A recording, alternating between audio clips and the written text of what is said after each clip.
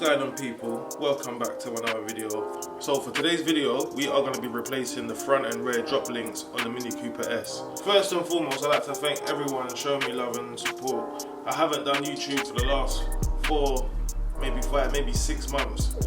Reason being, I have a new addition to the EMOJI car mod family. Hence why I haven't been posting any videos. But at the same time, I miss doing videos and engaging with you guys and interacting as well. But yes, people, remember to like, share, comment, subscribe. So say hello, little man. So I'm gonna get straight to the video now and show you guys what type of knocking noises I've been experiencing as I've been driving along. Let's get straight to the video.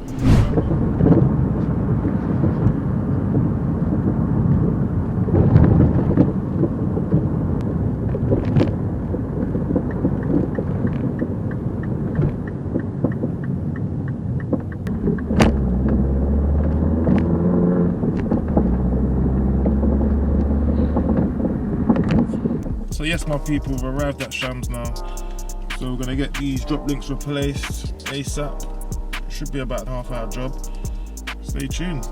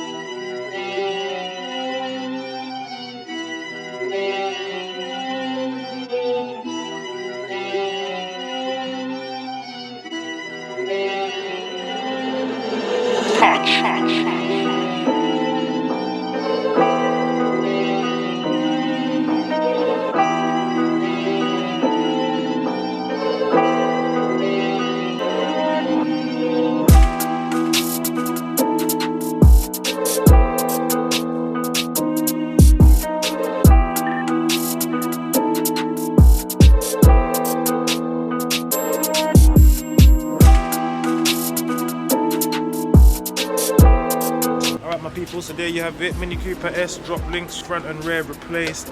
Pretty easy job if you're looking to attempt to tackle it yourself.